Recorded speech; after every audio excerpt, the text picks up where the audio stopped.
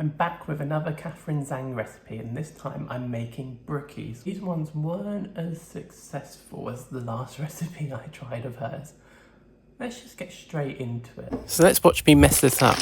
Maybe someone can point out where they think I went wrong, because I'm not actually sure. I think maybe I measured something wrong.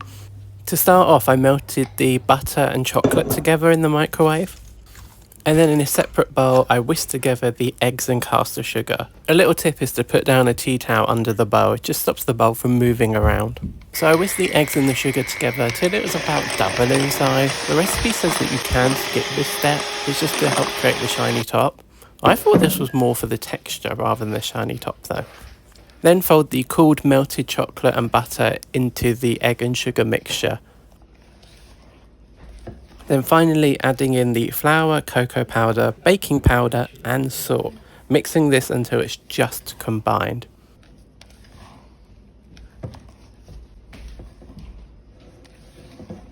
Then I poured this into a grease and lime tin and then gently spreading it around.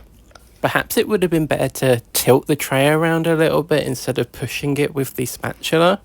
So then that gets set aside while we make the cookie part. So I'm combining the caster sugar, brown sugar and softened butter in a bowl. The butter wasn't soft enough, so I did have to put this in the microwave briefly.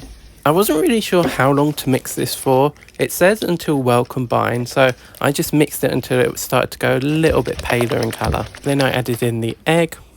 I have no idea why I added the chocolate chunks in at this stage, but I added them in before the flour. I have done this before and the cookies have turned out fine. This might have something to do with why it went a bit wrong.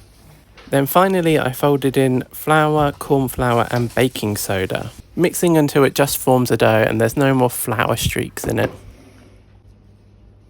Then I tore chunks of cookie dough on top of the brownie. I was trying to do this a bit more sporadically, but there was so much cookie dough it just ended up essentially forming a whole layer on top. And I also sprinkled more chocolate chunks on top.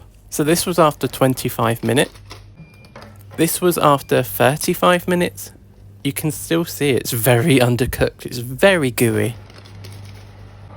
Oh my god, this is when I dropped it while trying to put it back in the oven. So this was after 50 minutes. I was happy enough with this texture. I left it to cool and then put it in the fridge. You can see it's a little bit burnt on the outside, and then here, the cookie's not cookie at all.